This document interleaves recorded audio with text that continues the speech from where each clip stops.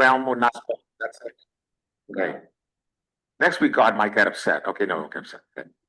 In the Bible, God's names, notice what?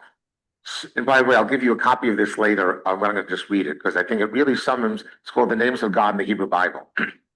In the Bible, God's names serve to reveal God's character and attributes to humanity rather than to distinguish him from other gods. For example, God introduces himself in Exodus 3:4, chapter 3, verse 14 as Eyeh Asher Eyeh, I am who I am. Often, and this name, often rendered as Yud He Vav He Adonai in Hebrew, emphasizes God as self-existent and eternal beyond human comprehension.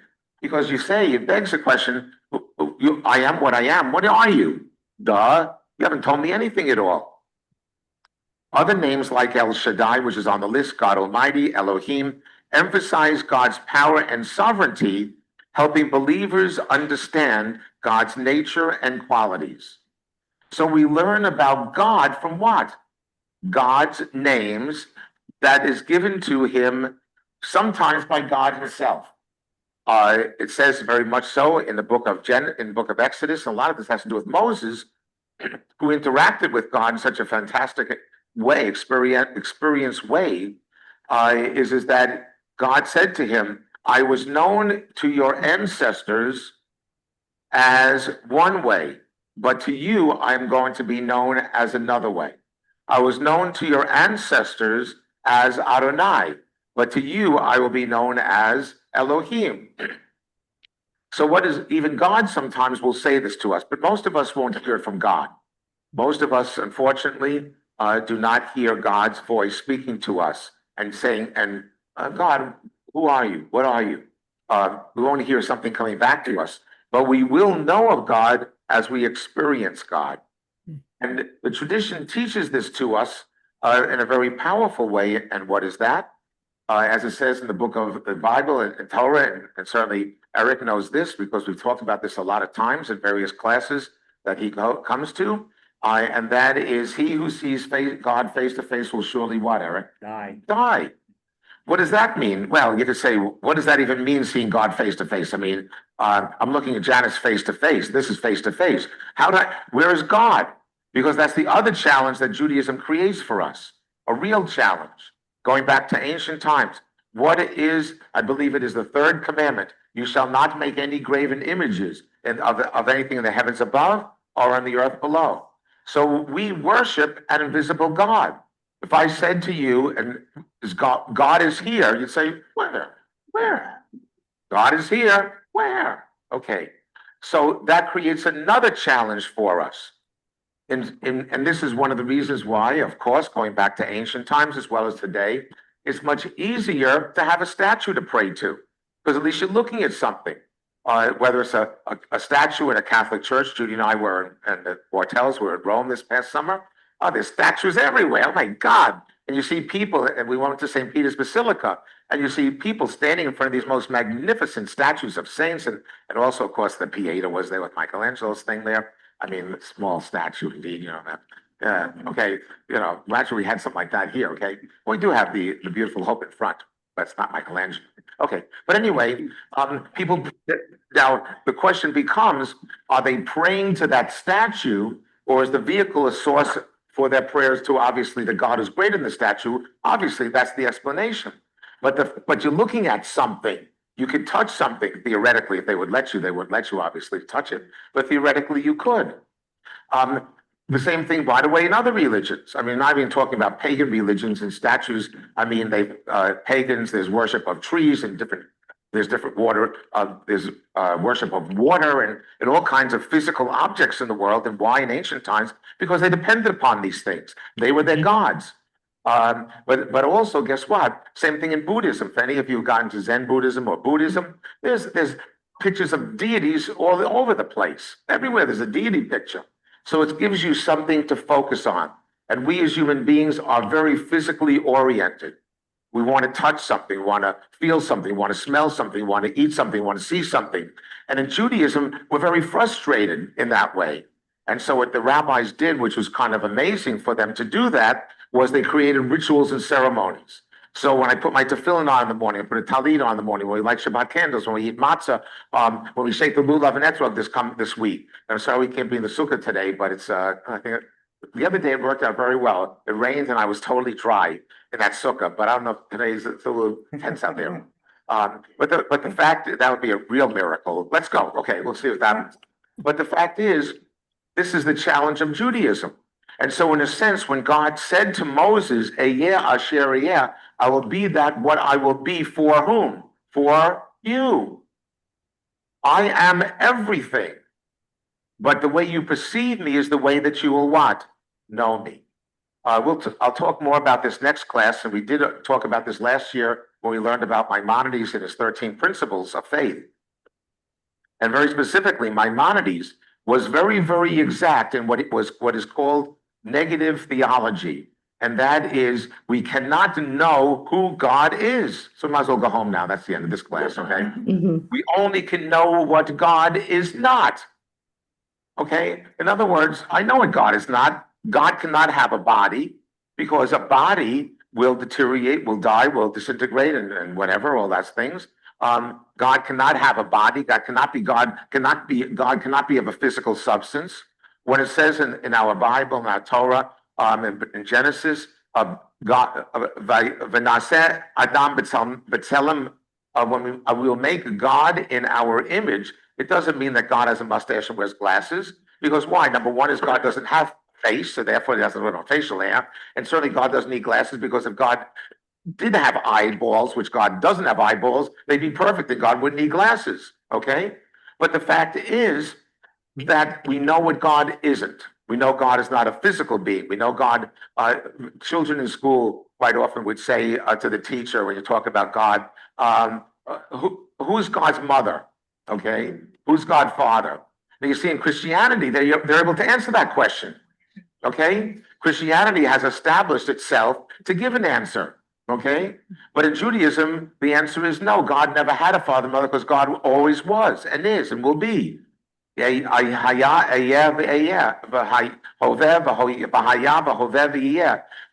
what does that mean? So Judaism is a great challenge, and certainly going all the way back to the Bible. Now, as we look into the Bible today, also there's something very interesting. The early parts of the Bible believe in the existence of many gods and not just one God. The early parts of the Torah and the Bible are not monotheistic, but rather are, the description is the word monolatry, monolatry, monolatry. What monolatry is, they believe that there were many gods. After all, the Egyptians had their gods, and the Sumerians had their gods, and the Canaanites had their gods, and the Jebusites had their gods, and the Amalekites had their gods, and the Moabites had their gods, and everyone had their gods. And we got our God. We had only one God, but they had lots of gods. And possibly really early on in our people's history, going back to the ancient biblical times, we probably did at one point, similar to other groups, also had many gods. And how do we know this? From the word Elohim, which of course is one of God's names, right? Bereshit bara Elohim et hashamayim v'et haaretz. In the beginning, Elohim created the heavens and the earth. What is the word Elohim all about? Remember, for those of you who are able to really focus on I know I'm throwing a lot out, but the word El, God, is a singular Hebrew word, El. Elohim, because when you have an im sound at the end of a Hebrew word, it almost always indicates plural. So actually, the word Elohim means Els, a lot of Els, many gods.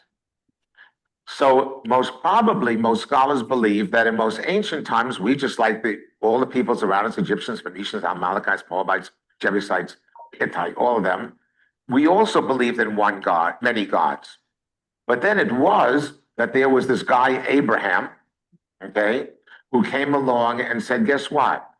There are many gods around, but I have had this vision and I see only Elohim as being a singular God and encompasses all the other deities into him.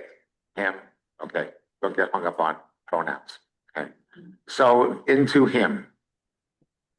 And this was a major transformation. And by the way, for any of you who have studied, for instance, Egyptian history and all, that there was, I forget which, at the time of Ramses, I think, time of Moses, there was this Egyptian pharaoh who actually was the first pharaoh to do away with all the many Egyptian gods and said that there was only also one God. I think it was Ra, R-A, English letters. And so the fact is that our ancestors then believed in many gods, going back to the time, let's say, approximately Abraham. And by the way, no one is really sure when Abraham existed, okay? And I'm not going to get into the whole question of whether he actually existed ever at all, because I only say that because we have no source outside of our Torah that ever mentions the word Abraham. So the way that you verify that people historically lived is by other sources saying, yeah, that guy, we heard about him, we read about him, etc. So that complicates it. But leaving that aside, is that if you take the story of Abraham, you're talking about approximately 2500 BCE. To give you an idea, Moses was approximately 1300 BCE. So the stories of Abraham, Isaac, and Jacob, the early parts of the Bible, basically Genesis, is almost 1,000 years, which is a long time, before even Moses. Okay, so it gives you an idea of the span of time. But anyway, it gives us an indication how complex this whole question of who is God. Now, continuing with this, from a biblical perspective, God's essence is so singular and new and unique that a name isn't truly necessary for his existence or self-identification. What I mean by that is that there really is no need to know who God is because you just know God, who God is. That sounds like a yogiism, okay? I know who Janet is because I know Janet. Okay, Janice, sorry. If that's even possible.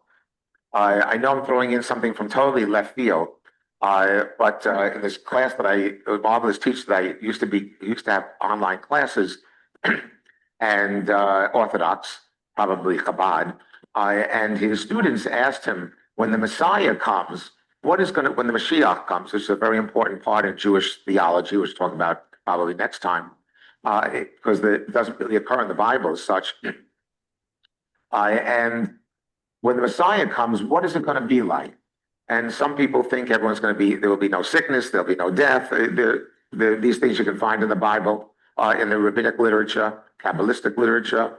I actually was very upset last week, I must tell all of you, because I was reading in one of the Jewish books on Kabbalah, Jewish mysticism, and this rabbi said, when the Messiah comes, there'll be no eating and there'll be no drinking. And I was really upset because I thought in the Messianic era, when I'm resurrected, that it's going to be a buffet and it's open 24/7 and I can eat all I want to eat, anything I want to eat, I gain no weight, no calories. That to me is the Messiah, right? That to me, that's what I'm waiting for, right? Sounds good to me. That sounds good, right? And you can make the buffet any kind you want, Chinese or whatever. Okay? It's your buffet. That's it. Well, anyway, this rabbi, in answer to the question, what will be when the Messiah comes? He gave a very, very interesting answer, a very thought-provoking. And that is, when the Messiah comes, the Messianic era is here, all human beings will know exactly who they actually are. Okay. Now that's people go spend a lot of money on therapy, okay, to figure that one out. And most people in therapy don't figure out, but they have less money in the bank. Okay.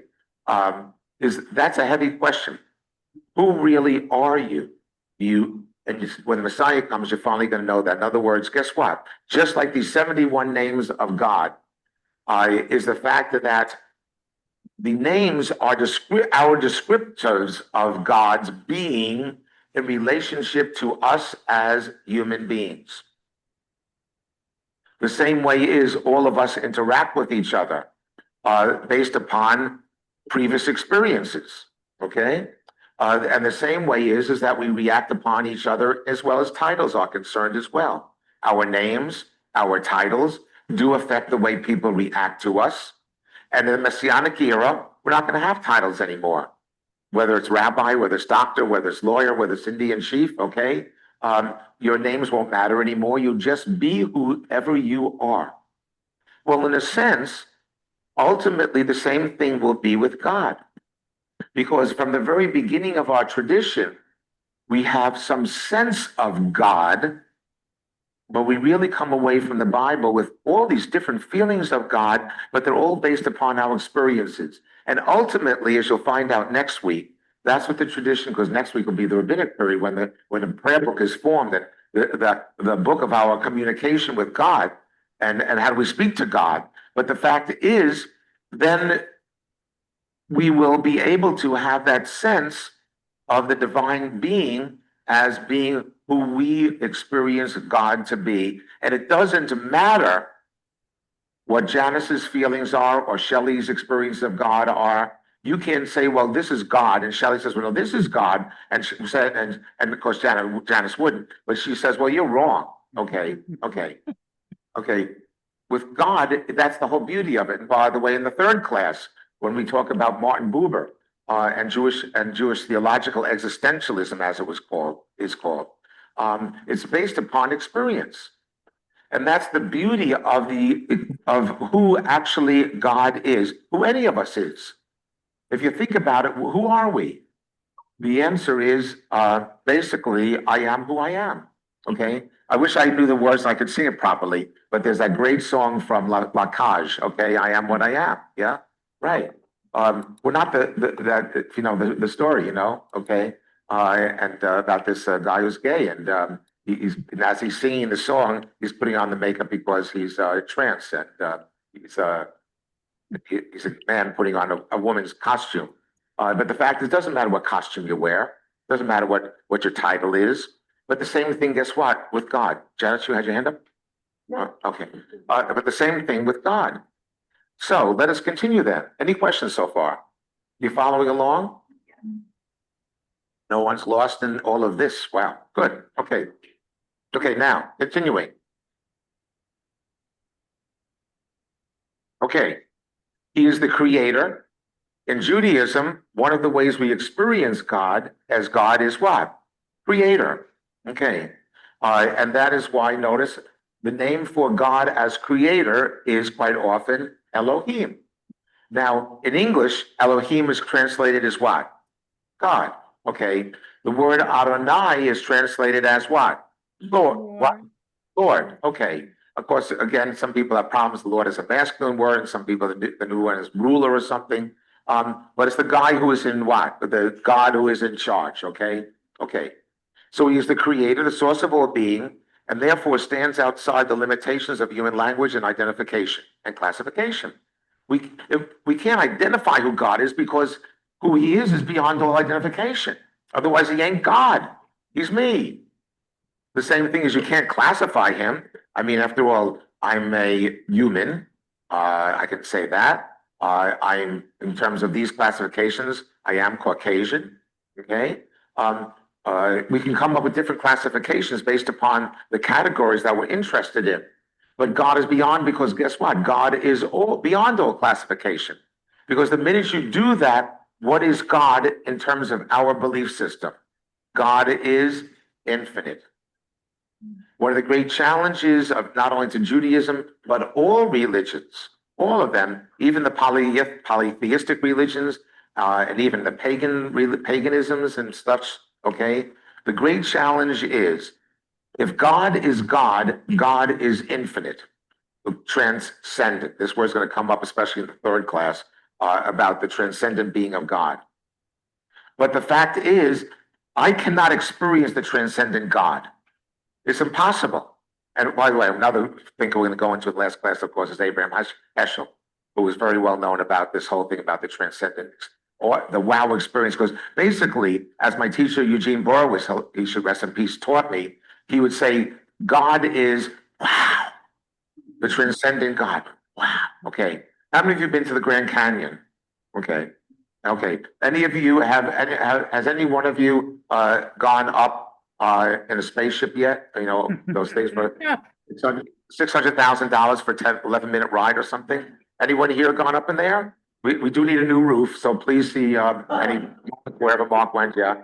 Because if you could go up in that thing, you can definitely get us a new roof. Yeah, yeah. But the fact is, when we go to the Grand Canyon, at least initially, you go, okay. When I was at the top, and I talked about this experience when Judy and I were in Maui at Haleakala and experienced sunrise. So it's a wow moment. For some people, is being at the birth of a child, and there are these. The transcendent being of all of nature, of all of God. Wow, that's it, transcendent. But you can't really, you only can go, you're speechless. What do you say? I remember when I was up at Haleakala. How many of you have seen sunrise in Haleakala, the extant volcano on Maui? We should take a trip there as a temple group. That'd be fun. Let's go to Hawaii. Yeah. But anyway, oh, by the way, should say a prayer for Israel, obviously. It is possible that, I don't know, you don't know until it happens, it doesn't happen. But if it does happen, they're saying within 24 to 48 hours from now, all the hostages who are still alive are going to be released. And let us pray that that be so. And then we will be able to think about having a temple trip to Israel in 27, which is what I'd like to do. But I was waiting for there to be somewhat more of a peaceful situation. We'll see, God willing. Anyway, is that there are these transcendent wow moments. And you can't, there's nothing you can say. I remember when Judy and I, Haleakala is 11,000 feet up, and it's an extant, meaning an inactive volcano. And actually, we ended up having to go 3 times. And Judy and I, when Judy was a teacher, and of course I was doing my rabbi thing up north, and so we only can get away during the summertime. And sunrise is at 5:30 in the morning. So we woke up 3 o'clock in the morning. We had to do this 3 times because every time we got up there, it was pouring rain, it was freezing, it was wind, it was, even though it's a lot, I'm not gonna go through the whole thing, it's not too much, taking me too much on a side trip here, side road. But the fact is, we get up there, and the time we did finally see it is that it's total, complete darkness. But if you've ever been on the top of a mountain anywhere or something like this, in special places, and you look up at the sky and you feel you can just touch the stars. Catch a falling star and put it in your pocket. Save it for a rainy day, right? You can sing that song, right? Perry Como, right? Remember? How many remember Perry? Not so good. Not so good. But anyway, yeah, catch a falling star. You really, because you're first of all 11,000 feet up, and the stars, they're so bare. Right? You can just do that like the song. But it's completely darkness in front of you. So you stand there, and all of a sudden you see something happening out there somewhere, some light, something like. And anyway, slowly, what is in front of you, now you begin to see is the volcano. So you see rocks and stuff. And finally, when the sun comes up, there are some people who applauded. I thought that's pretty cool, yeah. Good show, God. No, good show. All right. Or I said a bracha, I said blessing, and I recited one of the Psalms. But really, the first thing to do is you're breathless. But the thing is, what do you do with those breathless moments? What do you do with those wow moments? You really can't do anything. You walk away, and some people are transformed by them. I mean, some people literally, if anyone here, and that's a whole nother story, if anyone here has had an out-of-body experience, or if they died and they came back to life, if Linda Phillips was here, she would tell us her story, where she died a couple of times. But those are wow moments also. But what do you do with them? They can make you see life differently, that's for sure. But how do you communicate with that God except nothing, wordless, speechless? Okay. However, therefore, what the other side of that is, something, I'm not infinite, but there's a part of me called my soul that is infinite, but I'm a finite creature. Sometime or other, no matter how many vitamins I take every day, how many pills I might take, and how many doctors I might see, eventually this body is going to stop functioning because it's a magnificent machine, but like all machines, okay? And therefore, it's going to stop functioning. And my physical body will stop functioning. And so the question then becomes how do I, as a finite creature, communicate with that which is infinite? And that's the challenge. So you're going back to the Bible. Most of the concepts that I shared just now with you didn't exist then. They simply had a transcendent experience of God. They had this feeling that guess what? When they were, for those of you who have read the Bible, or certainly the Torah part, you can come to services, but we unfortunately or fortunately, depending upon how long you want to sit in services, we only read a very small part of the Bible, either Torah, Haftarah, every single week, so you don't get a real feeling for it all. But the fact is, we only are reading a small part of it. But as you read the Bible, the basic experience with God is not so much a what? A personal one-on-one one, okay? But rather it's a people's experience of God. Because the Bible is the story, the biography or the autobiography of who? Am Yisrael, the people of Israel, the Jewish people eventually. It's our biography. So therefore, it's the experience. Because notice, I talked about this the other day, so those of you who are there, I just repeated myself, and that is, all the stories of Abraham, Isaac, and Jacob, as wonderful they are, they all have experiences with God in overwhelming ways, right? Okay, awesome ways. But the fact is, all those three stories, so to speak, those three life stories, they're all about the purpose of, one, God's promise that you're going to have a land, and number two is you're going to have many children in order to have a future through children. As many as the stars in the sky and the sands on the shores of the sea, right? And so that's the experience that they had. And why? Going back to my initial thesis here, is that it's all about the way you experience God. Because guess what? Abraham heard God say to him, get up and go south and become a new people. Because now you have a new feeling, you have had this experience of one God. No? So it's an individual experience. Within the people. Well, the Bible has had different experiences with God. So it's a very personal, one-on-one experience with. So I see God and live God differently than you and different than the next person. It's all individual. Mm-hmm. Exactly. But also in the Bible, it's the individual within the corporate. In other words, and I don't want to get involved in this subject today, but there is no sense of the individual existence of life after death in the Bible at all. The people of Israel will continue in the next world.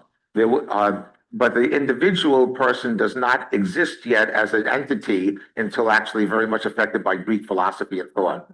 That's much later. But the fact is, and going back to what Norman just said, and unfortunately that's going to be talking a little bit about next week's also about the rabbinic period, the rabbis definitely felt and knew the individuality of our experience with God. That's how we know God. That's why in the prayer, the Amidah, the Tefillah, what do we say? Elohei Avraham, Elohei Yitzchak, Elohei Yaakov. And the rabbis said, what is that all about? Why is the word Elohei, which means God, why is it repeated 3 times? Elohei Abraham, the God of Abraham. Elohei Yitzchak, the God of Isaac. Elohei Yaakov, the God of Jacob. Why didn't it say Elohei Abraham, Yitzchak, Yaakov, the God of Abraham, Isaac? Why is God repeated every time? Exactly what Norman's saying. Because Abraham experienced God based upon his need of his life. Isaac the same, and Jacob the same. Each one of them experienced God based upon his life, but not just life in general, but guess what? Based upon our experiences in life, okay? Each one of us goes through many experiences of life every single day at many different levels.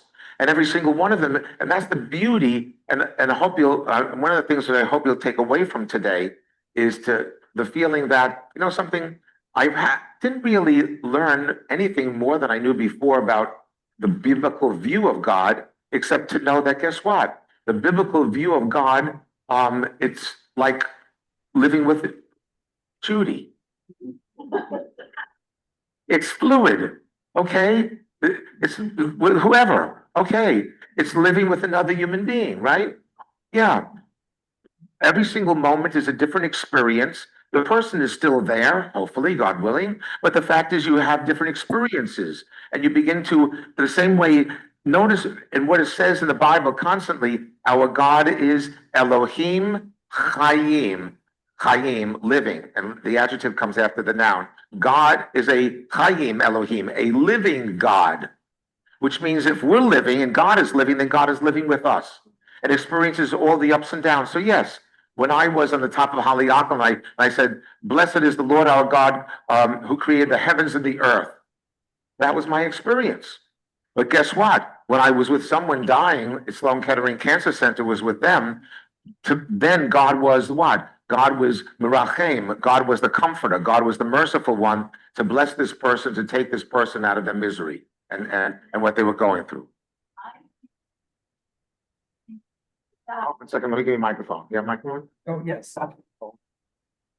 Hi, everyone. How you doing? Where am I? Oh, everyone say we love you. 1, 2, 3. Okay. You couldn't make it, huh? Okay. What I wanted to say is, for me, God is what I need God to be when I'm in a situation that I need a God. Yeah. Well, let me ask you a question then. Because someone might say, okay, then if it's based upon your need, then it simply comes from you and it's not really God at all. It's all in your head. It's all making you feel good. It depends what situation I'm in. Yeah. But Right. if I were to say that to you, though, how do you interpret that? Do you feel that there's more to it than that? I feel that something is giving me a feeling that I should be up to the situation that I'm facing. Mhm. Whether I succeed or not, that's different. But there is a feeling there that there is some support from somewhere that I should tackle the situation that I'm in. And God can help you with that. Once you Right. and to say that it's God meets my needs is exactly what we're talking about here. It doesn't denigrate or lessen who God is. The fact is, if I were to need one of you to help me schlep something from my car, okay, obviously I say, well, Betty, can you help me schlep something from my car? It doesn't mean that you are a figment of my imagination and I made you up, okay?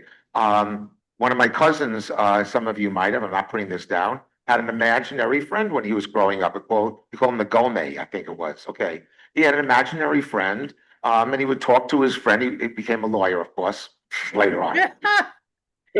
I go, okay. But no, I think I don't think I had an imaginary friend. And I won't ask you if any of you had imaginary friends when you were a child, but it helped Larry, my cousin. You don't know his last name, it doesn't matter. Okay, but the first cousin. But the fact is, it's okay. I mean, this imaginary friend was imaginary and helped him.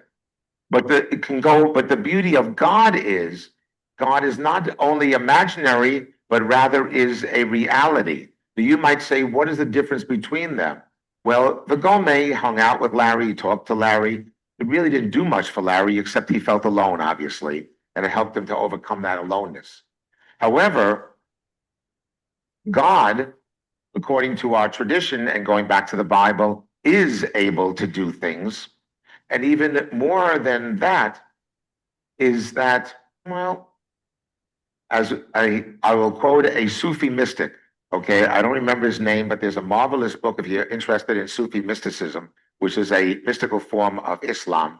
I don't remember the author, but I remember it was one of the most influential books I've read in a long time. I read years ago, called Alone with the Alone. And the book is describing the mystic. And by the way, Sufi mysticism definitely influenced the development of Kabbalah, Jewish mysticism, in the Middle Ages, in the 16th, 17th, 18th centuries. There was definitely an interchange between them because there are a lot of similarities. But the fact is, he made an amazing statement, and that is by simply saying that there is a God is proof that there is a God. Because for a finite creature, a person, to say there's a Gome here that I can talk to, really, it's just another, what should I say, a projection of myself. But the minute I can think of something that is greater than me, it is not just myself, but it is that which comes greater than me. And this is what this great mystic said. Simply to have a belief in the infinite one, since we are finite creatures, why should we think of something greater than us? Why should we think of anything greater than anything? This, of course, is the great story about Abraham and it's a midrash, so we don't know whether it really happened or not. But remember, he grew up in the area of where Iraq is today, in Ur, in Babylonia, and there's in Iraq. And actually, you can go to Iraq, Ur, where he was born. It's in Iraq. It's a city there. And anyway, is that he was just like the neighbor, everyone around him, worshiped many gods, and they worshiped statues and the idols, and they worshiped the sun and the moon and the different things around them. One day he said, "Oh, look at the sun, how bright it is and how beautiful it is. Maybe I should start praying to the sun." And then he noticed, of course, as night comes along, the sun goes down, so to speak, and the moon comes up. And he says, "Well, the moon must be stronger than the sun, and so I'm going to start praying to the sun, to the moon." And then, of course, the opposite happens again every single day. And he says, "You know something? There must be something more infinite or greater than the two of these things, because they simply go and come and go. Therefore, they are not what? Infinite. They are not ever present, omnipresent, which God must be." And that is the Midrash to sort of explain how he came to that sense that there must be something greater than. So certainly in the Bible, going back to the very beginning, is you have a sense of the wow, the transcendent God. But then as time went on, notice from the very beginning, going back, of course, to the story of the first couple mentioned in the Bible, and that is Adam and Eve. God, this God of ours, begins to interact with us in a concern for the way we do what? We behave. And this is going to set up a very important understanding of a relationship with God, which will be described in more detail next week in the Rabbinic, the Kabbalistic period. So, any questions? Stan? Oh, we got to get a microphone, Jim. Yes, yeah, you do. The question I have is, in the Bible, man is created in the image of God. The question I have is, in the Bible, in the beginning, man is created in the image of God. Okay, and therefore, wherever man looks at himself or whatever, okay, if she's a reflection of herself, they should be seeing a reflection of God. We like to, well, you're talking about the physical reflection? No. Well, it could be anything because it's God. Well, it is. Let's put it this way. If you don't think that your body is a miracle, then obviously you're wrong. Obviously, it is a miracle. Mhm. And certainly we should understand and treat our body as such because it is in the image of God. Everything is, every person's body. There's no one who is ugly. Okay, everyone is beautiful. But that goes with the fact Right. that God is But- the supreme being. You know, But some of them use the word being. They put him into, they put God into a defined image. Right. Well, one of the Rabbi Akiva, that's next week's presentation, and touching upon it, said that the Bible has to describe God in human terms, because otherwise we would have nothing to talk about. We have no choice. All those names, exactly. But many of the rabbis, of course, interpreted that we're created in the image of God. It is our ability to be able to create, just like God creates. It is our ability to discern right from wrong, as God certainly does. And it's our ability to become better than what we were yesterday and to grow. And that is what God has implanted within us. And I'm not putting down any animals, okay, in the animal world. Some of them are pretty smart, to say the least. But the fact is that human beings have the ability to rise above where they are and to create a better existence, to take the dreams come true. And all of this is what it means to be created B'Tselem Elohim, in the image of God. It is to rise above our finite state, moving toward the greater than. And that is very special. Lynn first, then Norman.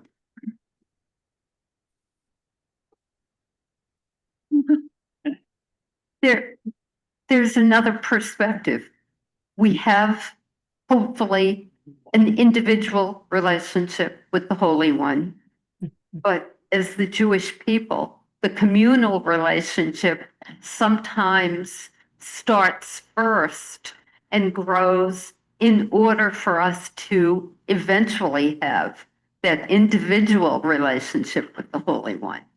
And the whole idea is the Jewish people coming together, whether it's in a tent thousands of years ago or in this congregation, developing that communal relationship with one another helps us to eventually have an individual relationship. Well, yeah, certainly, if you think about it, one of the great challenges of writing a prayer book, it's very hard to do. I mean, I've written prayers and things like that over the years, but to write a prayer book that's been in existence for 2,000 years and still to be used is amazing, because you're presenting a certain view of God, certain names, certain prayers, etc. But it might be that the 20 people or 30 people who are reading from that prayer book, praying from that prayer book, each one of them has a different view of God. And yet you have to be able to pull those feelings out from them based upon what was said before, based upon their needs. And in fact, I just said that because I didn't use the word God. My relationship has been with the Holy One over the years. Yeah. I haven't been able to say God in my thought processes most of the Of course, time. my grandma Paula couldn't say, didn't see God. God was not a term that she could relate to whatsoever. But if I were able to, which I never was able to, really sit down and talk with her and really find out what are her her experiences in her life that really took her beyond herself. And that's where we really find God. In those moments when we need that which is greater than us, we need that. When we're experiencing that, the word God is just a name. Look at the 71 names here, okay? I could call God anything. It's a matter of just recognizing the fact that we are relating to something greater than us. And in truth, when we can't do that, when we come to temple on Friday nights, for the next hour, we should simply sit there and say nothing at all. Okay? One of the most, I remember this many decades ago. Actually, Judy and I took when we were much younger, vacation up to Canada.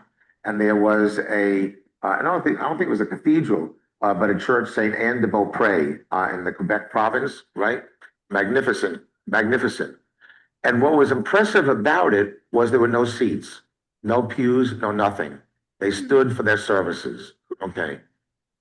And the place was almost devoid of any statues or anything. And therefore, that's where you really find the holy, right? But the fact is that we as human beings need something more than that most of the time. We just can't do that. It was very funny this morning. I'm on the board of the Delray Beach Interfaith Committee for Social Services that helps the homeless in our community with a shower truck and a laundry truck, whatever. And Reverend Kane was there, a fellow pastor from St. Paul's Church, Episcopal Church, and St. Paul's. And anyway, they asked him to do the closing prayer. They asked me to do the opening prayer. And Reverend Paul went like this with his eye, and we thought his eyes were closed. So everyone went like this. And a couple of minutes went by. And I said, oh, that's an interesting prayer. Just meditate or say nothing. And he was actually looking for the prayer he wanted to offer his smartphone. But the point is, I thought that was a great prayer. Okay, because you weren't saying anything, but you were reflecting. It was at the end of our very inspiring meeting. We had a very interesting speaker, etc. And it was really just so inspiring. And that was a prayer. Okay, in truth, there is no name to describe God. Okay, take for instance what love is all about. Love should be indescribable. When we love someone, there theoretically should be no words to express that. It should be expressed by our actions and what we do and not what we say all the time. It's easy to say I love you, right? It's more difficult to show it, right? Yeah, you all know those. Won't go into the whole thing. Okay. But the same thing with God. And the Bible talks about this much later on, particularly in the prophets. It's easy to pay lip service. It's easy to come here, Rosh Hashanah, Yom Kippur, some of you spent a lot of time here, and you walk out and say, okay, that's that. Okay, I did what I had to do. Check it off, God. I fulfilled the mitzvah of Rosh Hashanah. I heard the shofar. Nice, good work, Sus. Okay. But the fact is, it didn't make a difference to you in your life.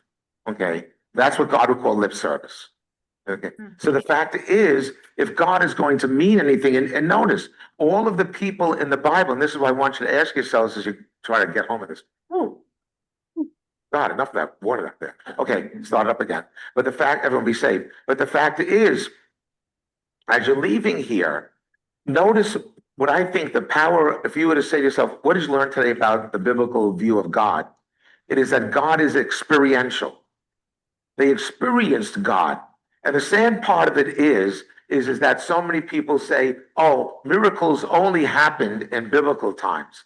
Red seas don't split anymore, and this and that doesn't happen anymore. And God doesn't talk to people from the inside of a rock anymore, like God did to Elijah the prophet on the top of Mount Carmel.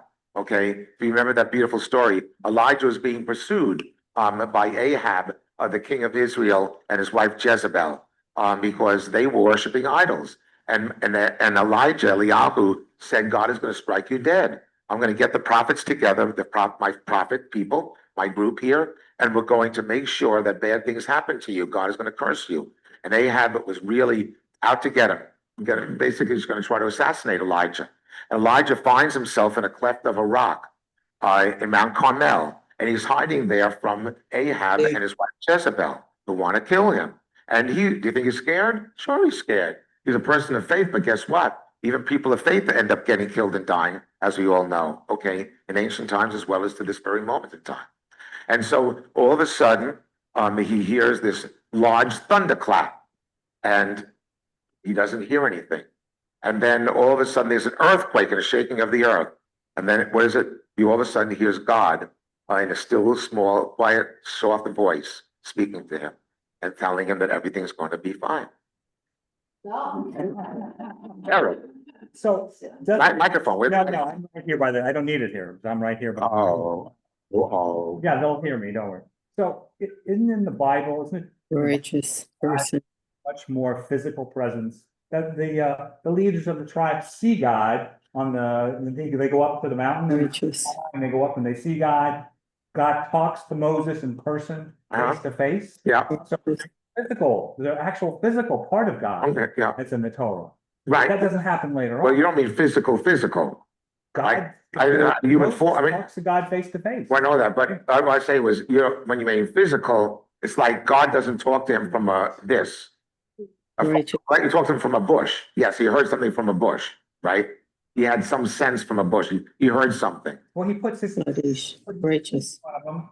when he wants to see God, Yeah, he so says, you can't see my right, face. yeah. But he puts his hand, Righteous. Moses can walk by and see Yeah. him. Well, That's a physical. do you aspect. think Can't that? God be physical? I mean, Yeah. God can be physical. We say God is not this table. Well, But if God wanted to be this table, no. wouldn't God be this table? Okay, now, you mean like physical, like this? Yeah. Like that? Yeah, You can hug God? sure. Oh, okay, Why not? maybe. Can you hug God? Sure. Okay. Every time I hug my cat, I can. And my wife. Well, I hope you all know that I worship Judy because my religion is Judaism. Yes, I'm glad. But anyway, let me go back to, no, but Eric's question is very important because people look at the Bible and it seems that they experience God in a different way than we could theoretically experience or do experience God. It seems to be more physical, that's the word, palpable, touchable, okay? But the fact is it God's doing, as some people are saying? After all, the rabbis are very specific. The rabbis said that the voice of God, which in Hebrew is called the Bat Kol, no longer could be heard by human beings after the last prophet of Israel, Malachi. But they said that because they have a big problem. They had to make sure that once the Hebrew Bible was finished, it was finished because 2,000 years ago, the New Testament was being written. And they had to make sure the Christians understood, we don't believe in what you're doing. Okay, there's a reason why they said that. But the fact is it God who doesn't communicate with humans any longer that way? Or is it our inability to perceive God in that way? I have shared with you my story that when I was 12 years old, I heard the voice of God from outside of me telling me to become a rabbi. When I was raking leaves in my parents' backyard, in our backyard in Rockaway, and I heard a voice from outside of me saying that to me. Now, someone could say, I'm making it up. The same way I could say that Ezekiel's vision of the chariot of God landing in Babylonia, which he's in vivid description in the opening chapter of Ezekiel. It's like a wow thing. But guess what? There are people who said, yeah, he was on some kind of LSD trip. Okay. And actually, people have analyzed his visions of God are based upon people who have taken LSD in more modern times or psychedelic things and saying they see things like that. Okay, well, but just because they are, and therefore does that denigrate what he did and say, see, he was on some kind of a trip? Or is it ignoring the fact is, guess what? Maybe he was able to see something that sadly enough, we as what century are we in now? 21st century, 22nd century? What is this? 21st century. We have disabled ourselves. Okay. There are things in my computer, I talked to Eric about this. I want to disable things on my phone. Okay. We have disabled our ability to hug God, the invisible God, to feel the God's presence. But let me tell you, and again, I only can use my own stories. So I have to end a few minutes, and I think it stopped raining. Thank God. Okay, but now we can leave. Okay, but when I was hit, riding my bicycle, and there was no question that I was unconscious, knocked unconscious, because the next time I opened my eyes, I was looking up into the eyes of an EMT, and my bike was already up on the side by a light pole. Which means what, 15, 20 minutes must have gone by that I was out. And when I spoke to someone, okay, and I experienced God, because when I spoke to someone later on, she said that God had taken my neshama, because I actually saw myself outside my body. I saw my head hitting the ground 3 times. And so someone said to me later on that God took my higher level neshama outside of me, in order to make sure that I didn't die. And then when I was ready to come back, all of a sudden my eyes popped open. And I looked into the eyes of the EMT person, and I said, I got to get the temple. I have a bat mitzvah to go to. And she said to me, no, you're first going to the emergency room. We'll check you out first. Yeah. It was at the bat mitzvah about an hour and a half later. And the second one that afternoon. Oh, yeah. Anyway, by the way, she hit me going 40 miles an hour. Not one broken bone, not nothing. Yes. Maybe too late in the session to bring this up. But I think God is created in my image. God is created in my image. Everything you've said, if you started your session now, would fit into that frame. God helps those that help themselves. Yes, when I get off my butt and do it, it gets done. Oh, please help me. When I do something, I help myself. When I live up to the expectations that are in the Bible, that are godly things, then I'm a God, but God is in my imitation. He was created in my image. Let's use the word God-like, or God. Let's remember God-like. Also the imitation of God. Well, that's the whole thing, right? Excuse me, as it says, and some of you know how I love speaking Latin, so I took 1 year of high school Latin, so senior Latin actually, is really bored. But anyway, imitatio Deo, the imitation of God. That's the way we're supposed to live. We're supposed to live a moral and ethical life. And when we do that kind of thing, we are just like in Kedoshim. You will be holy when you follow those laws, just as I am holy. Shema Yisrael, Adonai Eloheinu, mentioning 2 names of God, not standing for the 71 names, are one, Echad. Right. And that's what the monotheism is. That's what we're saying. Every name that's mentioned here, that's not an individual God. They are all one. Exactly. So give the microphone to Dave. Okay, we're gonna end. Very good. Yeah, exactly. That's one of the things the rabbis had to overcome. You have 71 names of God. Does that mean we believe in 71 gods? No. Just like, for instance, I'm, to some of you, to you, I'm a rabbi, to you, I'm a friend, to Judy, I'm a husband, to my sister, I'm a brother, to my parents, I was a son, to my niece and nephew, I'm an uncle, and these kind of things. I'm different relationships, but I'm still me, okay? We are something that brings all these different aspects together. I'm not different unless I'm a multiple personality disorder, okay, which hopefully I'm not. Yes, David, the last question. Stop. Where does the concept that God is within every human being come from? You'll find that more in the next stage of things in the Kabbalah, and a little bit in the Rabbinic period also.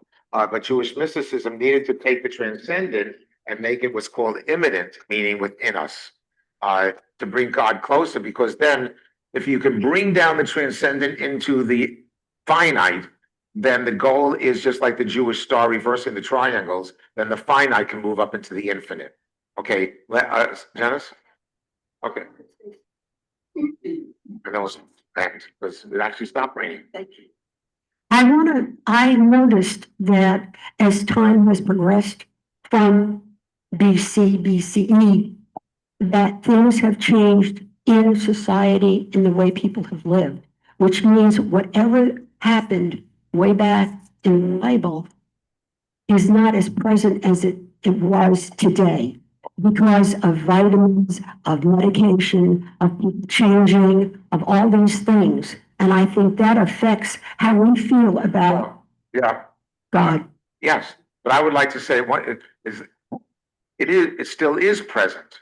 God is still present. We just fail to see the present. We see God in a different way, Right.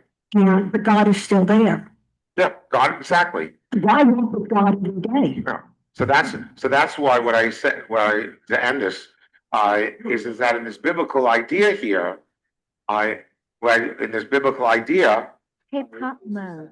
but in the biblical idea, I just wonder whether these experiences that Eric was describing, they're not happening today. We just fail to see them. Acoustic mode. What? Yeah. Oh, Yud is the same as Yud Hey Vav Hey. Same thing. I'm just going to read your last sentence here on this paper. I have another piece of paper to give you on your way out. And both, don't feel bad, people streaming will make. Mode. Ultimately, while biblical names for God provide insight into who he is, they remain only glimpses into a divine reality that transcends all human understanding. But you'll find out that the beautiful thing about our Bible, obviously, it sets the stage then for the rabbis who then had the great challenge, and that is to create a living Judaism based upon the Bible and upon the biblical experience of God. And that's why, even though there are a lot of problems with our new educational program here, in which we're not calling it a school, we're calling it experience, but what makes it special is that's what life is, an experience. And we need to experience life to its fullest, and how more fully it becomes, we can open ourselves to the infinite and say that God is here now.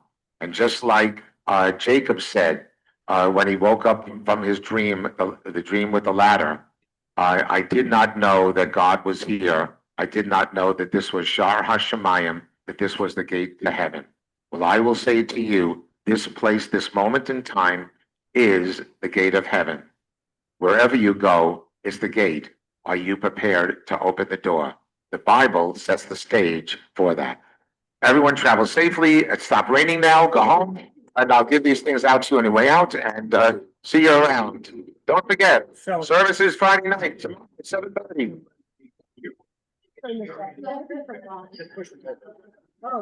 You're welcome. So what'll happen is the Zoom will be uploaded to YouTube and you'll be able to see it on YouTube. You don't have a, Huh? you don't have the different digits that you have to put into. You know, maybe Zoom, but that's over now. The people that saw it, they saw that with the link. But now it's recorded, it's uploaded to Zoom, it's on Zoom, and I uploaded it was recorded to the cloud. It's available on Zoom. but it will be also, and then I'm gonna put it on YouTube. I'll move it from Zoom to YouTube.